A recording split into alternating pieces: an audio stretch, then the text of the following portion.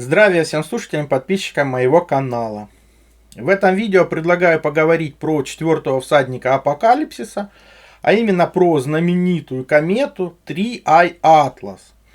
Это межзвездный объект с кометными свойствами, про который вам все уши прожужжали в 2025 году. И он действительно максимально приблизился к Земле 19 декабря 2025 года. Рядом с Землей он находился с 12 по 26 декабря. И, соответственно, сейчас он от Земли удаляется. Но в чем суть? Суть в том, что это тот четвертый всадник апокалипсиса, который мы давно ждали.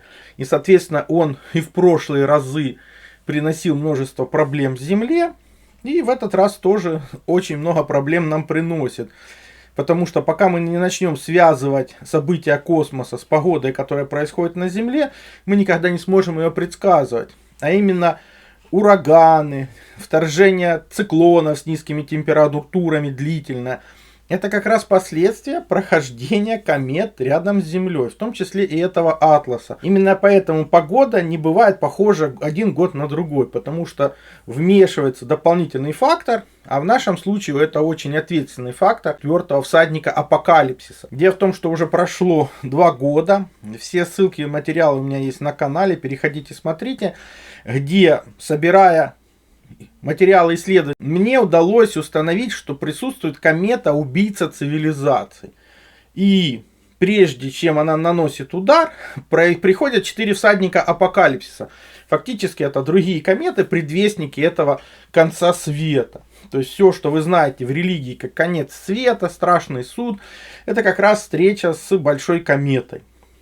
Плюс кометы несут голод, войны, разрушения, гибель знаменитых людей, извержение вулканов, землетрясения. То есть огромное количество факторов, которые приводят к катастрофам на Земле, как локальным, так и глобальным. Поэтому в этом видео предлагаю вспомнить, что же было в прошлом, для того, чтобы понять, что же нас ждет в ближайшие годы.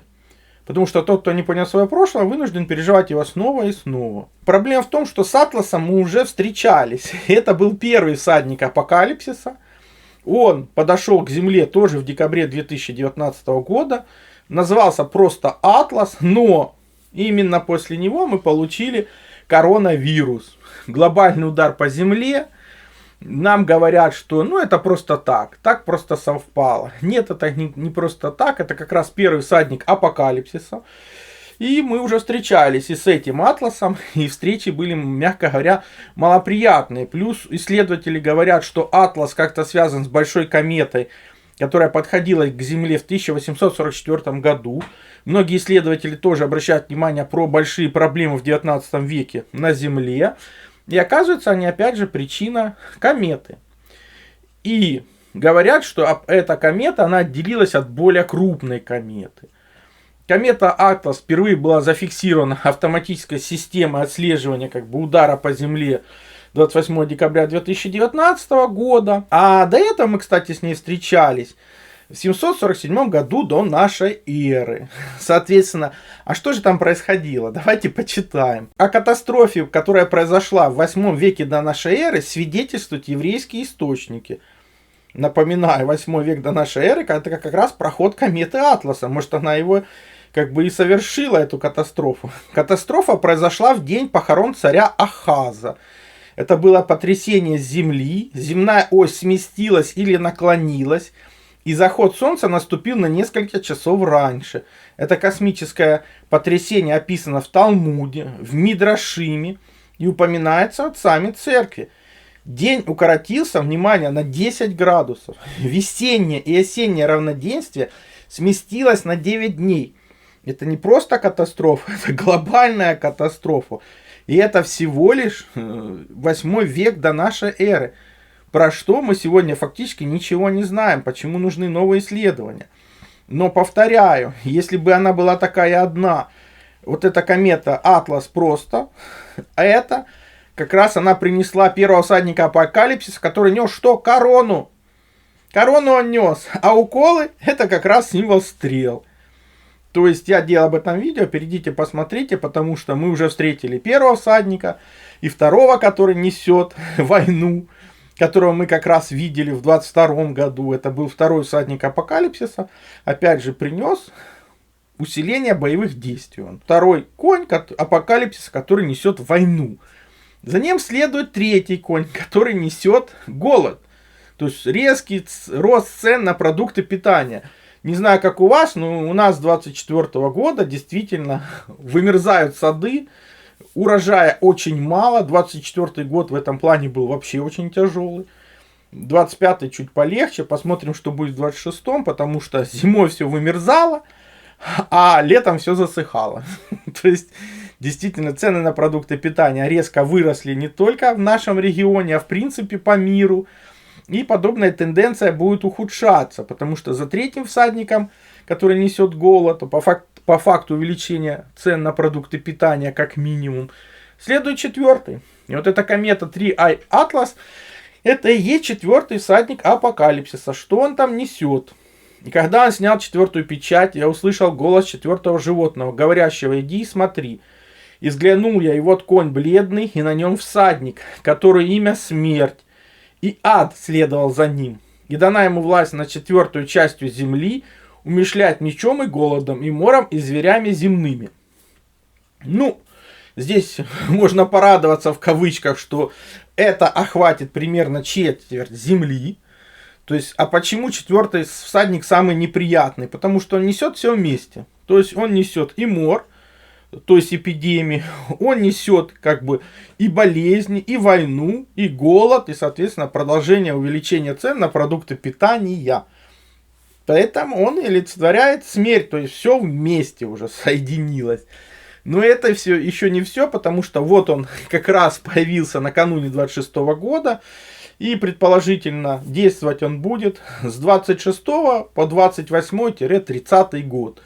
Где-то в 28-30 году мы получим страшный суд. То есть мы получим уже не просто отдаленное действие, а какой-то удар какой-то кометы. Как это происходит, что происходит при этом страшном суде, я уже показывал в рукописи книги Виноградника, которая была составлена во Франции в конце 15 века, 1460 год. Перейдите на канал, посмотрите, все ссылки в описании под видео. Там как раз рассказывается, что же происходит во время страшного суда. Давайте напомним. Первый признак. Море поднимается над горами. То есть идет потоп. Второй признак. Море исчезает из виду. То есть наоборот. Сначала всех затопило, потом вода куда-то исчезает. Вода исчезает, остается третий признак. Сбор рыбы и морских чудовищ. Ну, вода-то ушла, а чудовища остались. Четвертый признак. Горение воды. Все закономерно, потому что у нас под землей много газов, водород, метан, они все горючие. Если происходит подобные глобальные катастрофы, они начинают быстро выходить, ну и все-таки загораются. Пятый признак. Растения становятся красными, а животные отказываются от еды и питья на 5-й день. То есть, действительно, перед нами то, что происходит перед ударом основной кометы на Земле. Шестой признак. Здания и города падают. Обращаю ваше внимание, еще нет землетрясений, еще нет удара сверху. Падают здания и города именно из-за того, что из почвы выходит газ. Он разрушает эти строения. А вот седьмой признак. Камни сражаются друг с другом. Это пока на Земле. Восьмой признак. Наконец-то начинается землетрясение. И девятый признак. Земля становится плоской. А десятый признак. Люди выходят безмолвно из своих укрытий. То есть вроде бы все закончилось. Тишина. Люди выходят. Ну и зря они это сделали. Потому что 11-й признак. Мертвецы восстают из гробниц. 12-й. Звезды падают. И 13-й. Живые умирают, чтобы воскреснуть с мертвыми. 14-й признак. Земля и небо поглощены огнем. То есть произошел удар уже этой кометы по земле.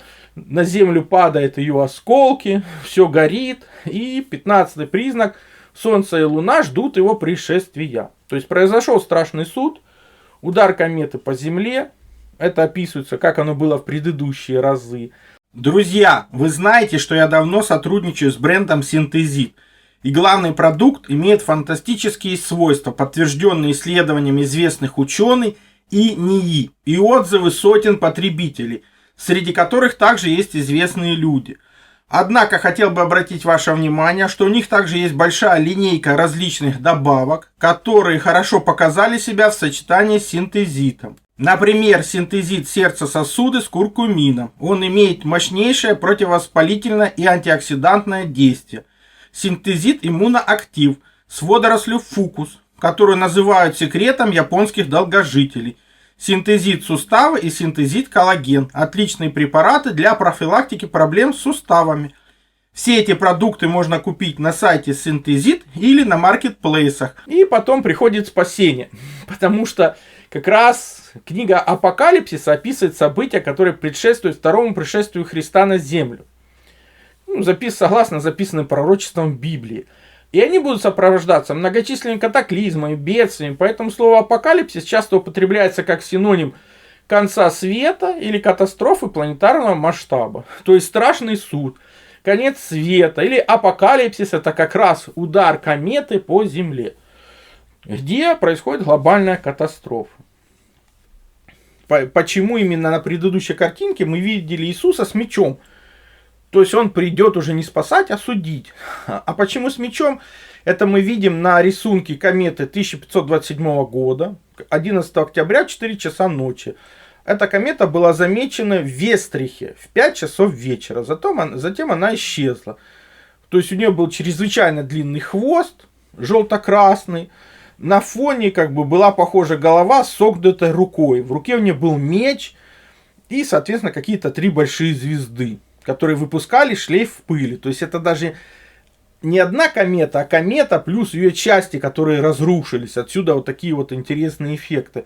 Но в то время вроде как нас пронесло, но нам не всегда так везет. Потому что именно пророчество Ветхого Завета, вот что связывают со вторым пришествием Христа. Перед ними потрясется земля, поколеблется небо, солнце и луна помрачатся, и звезды потеряют свой свет.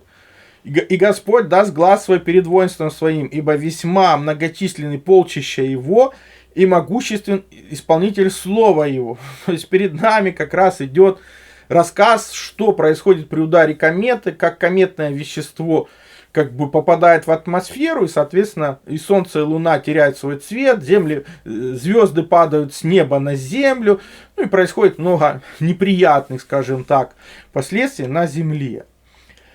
И для подтверждения, опять же, еще раз показываем кометы. Вот это Нюрнбергский хроник 15 века, фигура страшной кометы из хроники 16 века, потому что перед вами так называемая Вифлеемская звезда, которая предвещала рождение Христа. И мы сейчас увидим, что это было не просто так, это как раз была глобальная катастрофа. И подобные мечи — это как раз кометы, и как они выглядят, как выглядит их удар, и сами кометы. Кстати, удалось найти эту комету как раз благодаря тому, что удалось отследить эти события.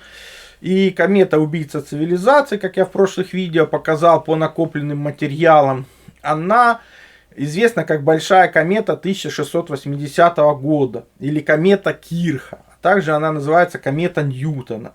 Она считается первой кометой, обнаруженной при помощи телескопа. Но это и есть комета-убийца цивилизации. Все остальные кометы — это как раз ее осколки. Почему я так решил?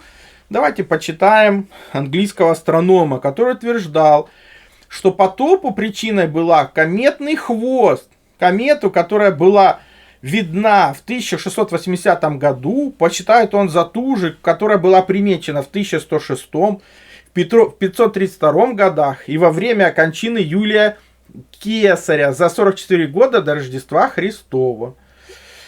И 7-е 1680-го пароход ее был, и в тот год, который потоп был. То есть, у меня для вас радостная новость. У нее цикл 574 лета, то есть основной удар мы ее получим в 2254 году. А этот удар, который мы ожидаем через 2-4 года, это будет удар ее осколков. Вряд ли будет встреча приятная, потому что вот, например, тоже, скорее всего, была встреча с одним из ее осколков. Вот что пишут казаки терские о своем городе. Подобно классической платоновской Атлантиде, Терк также ушел под воду быстро и внезапно. по вине геологического катаклизма. 17 марта 1668 года западное побережье Каспийского моря, вода и земля задрожали, как испуганная волками лошадь. Сильное землетрясение нарушило структуру земной коры, той части планеты, на которой цвел и пышный гордый терк. Правда, почва опускалась, а вода поднималась хоть и быстро, но плавно. Удалось не только уцелеть большинству горожан, но и спасти немало ценностей, включая архивы низового Терского казачества. Но все равно город всего за несколько дней ушел под воду. Валы Каспийского моря навечно скрыли кроны деревьев общественных садов и крыши торговых кварталов и золоченых кресты куполов Благовещенского собора. Вековой город погрузился в пучину, как бы устав бороться с волнами-великанами. Осталась только легенда. То есть, вот вам прямое подтверждение катастрофических событий 17 века, когда изменяется как бы береговая линия. Суша уходит под воду. И если бы это было только в одном месте, в одно время, но после оцифровки архивов в наше время мы можем видеть эти карты глобальные и понять, что в итоге катастрофа была глобальная. Да, она, скорее всего, складывалась из множества маленьких катастроф, а потом была основная. Карта Артелиуса Абрахама. 16 век. Существует Тартария, она охватывает всю землю, все очертания континентов известны, огромное количество городов в Азии, в Африке, Южной и Северной Америке. Европа это какое-то захолустье, где парочка крупных городов, больше ничего нет. Мы знаем про Южный полюс, про Северный, это на 1587 год. Обратите внимание на Каспий, он как раз простирается с запада на восток или с востока на запад. Проходит 100 лет, и что мы видим? Мы видим, что провалы в памяти начались у картографа. Карта Гильяма де Лесли, 1700 год. Обратите внимание, Каспий уже простирается с севера на юг, а не с востока на запад. У них уже начались провалы в памяти, они не помнят очертания Северной Америки. Дальнего Востока, современной России, очертания они резко забыли. Они забыли, где там города вообще по миру расположены. Они забыли Южный полюс, Северный. Провалы в памяти. Прошло всего 100 лет, ребята. Карты до этого были полноценные. Откуда провалы-то в памяти? В 18 веке мы видим Франсуа Сантини. Карта 1776 года. Где он показывает затопление Северной Америки. Все. Большие территории попали под удар, под катастрофы, под землетрясения, под наводнения. Часть где-то вода ушла, часть она остается. И мы что видим? Огромные затопленные территории. Причины, почему они страдают как бы провалами в памяти. Но в чем проблема? Проблема в том, что эта комета основная, она постоянно разрушается. И в итоге были открыты околосолнечные кометы Крейца. То есть это целое семейство этих комет, названное в честь астронома Генриха Крейца, который впервые показал их взаимосвязь. Считается, что все они являются частями одной большой кометы, которая разрушилась несколько столетий назад. Ну, несколько столетий назад. Это там и катастрофа 17 века, и какие-то проблемы с погодой в 19 веке. То есть с момента запуска спутника Сохо в 1995 году обнаружены несколько сотен более мелких членов семейства, некоторые из которых достигают всего нескольких метров в диаметре. Перед вами как раз фотография одной из подобных комет. Но в чем проблема? В том, что кроме большой кометы существует огромное количество маленьких, она постоянно разрушается. И эти маленькие как бы кометы в кавычках могут доставить очень много проблем Земле. Ну, что они в принципе и делают. Первая обнаруженная комета, орбита которая происходила чрезвычайно близко к Солнцу, была большая комета 1680 года. Она как раз стала первой из известных околосолнечных комет. Сказали, что да, это возвращение той кометы, которая была в 1106 году. А что там было в 1106 году? Великая комета появилась в феврале 1106 года. Наблюдалась по всему миру, и было замечено, что она разделилась на множество частей, образовав великую комету с 1882 года. Комету Икея-Секи, а также более 4000 небольших солнечных космических комет, которые наблюдаются с помощью вот этого телескопа Сохо. То есть это к чему? К тому, что одна комета превратилась в тысячи. И все они создают проблемы и с погодой на Земле, ну и с катастрофическими событиями в маленьком или большом масштабе. Напомним диалоги Платона в V века до нашей эры под названием Тимей, где он рассказывает о происхождении Вселенной. Это 5 век до нашей эры. Что он говорит? Род человеческий неизменно существует в большем или меньшем числе. У вас и прочих народов всякий раз, как только вы успеете выработать письменность и все прочее, что необходимо для городской жизни, вновь и вновь с небес извергаются потоки, словно мор, оставляя всех вас лишь неграмотных и неученых. И вы снова начинаете все сначала, словно только что родились, ничего не зная о том, что совершалось в древние времена. Вы храните память только об одном потопе, а ведь их было много до этого. Мысли Платона через 20 с лишним веком подтверждает Ломоносов. Он оценивает состояние грунта при раскопках в разных странах и сделал вывод о многочисленных потопах, что стирали цивилизацию с лица земли. Сколько было этих потопов? Ну, много. На момент Платона как минимум знали о 5, а на момент уже после Ломоносова, вот перед вами книга «Париж, 1867 год», где описывается 15-й потоп в Европе и 40 тысяч погибших от него, известных. Ну, ничего подобного вы в своих школьных учебниках, конечно, не найдете. Почему?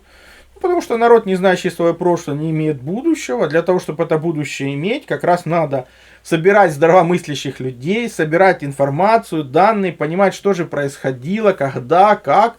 Ну и быть готовым к этим событиям. Потому что, чтобы они вас не затронули, к ним надо быть готовым. И эти события как раз позволяют человечеству измениться к лучшему. Стать лучше, объединиться ради одной цели и как раз противостоять этой космической глобальной угрозе. Уже не просто словами, а здравомыслием.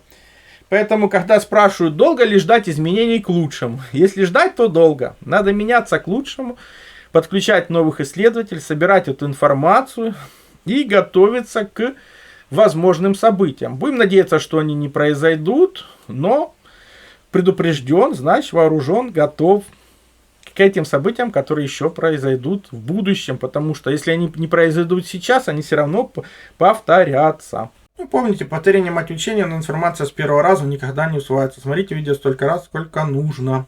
Все ссылки на использованные материалы в описании под видео, кнопочку еще нажмите, все откроется. Либо смотрите в конечных заставках к видео. Ну, не превращайтесь в 4-ю обезьяну нашего времени, которая просто уткнулась в гаджет, ничего не видит и ничего не слышит. Напишите свой комментарий, поставьте лайк, подпишитесь на канал, поделитесь видео в социальных сетях, для того, чтобы здравомыслия стало больше, новые исследователи подключились к этому направлению, ну, больше информации на канале и в конечных заставках к видео. Также переходите на мой сайт, ссылка есть в первом закрепленном комментарии под каждым видео, там размещены мои статьи, в том числе и запрещенные на других платформах. Плюс там же существует и магазин. Магазин существует для тех, кто хочет и может поддержать мою деятельность, для того, чтобы я ее и продолжал. Я же смогу вам содействовать в том, чтобы вы узнали свое предназначение по дате рождения, либо освоили силу живой воды, проводили измерения, которые помогут понимать, что вы едите, что пьете. Плюс получили лучшие натуральные витамины, именно Иван-чай. Плюс, опять же, сила живой воды – это водород и озон. Именно эти две структуры воды помогают нам сохранить здоровье и вылечиться от любых болезней, потому что они универсальны, подходят как одному человеку, как и всем членам семьи. И один раз купленные не требуют других расходников. Плюс, например, детектор электромагнитного излучения. Мы все живем в городах, а там огромное количество электромагнитных полей, и имея эти простые измерительные приборы, вы сможете не попадать под их влияние, а значит будете меньше болеть и дольше просто проживете без лекарств.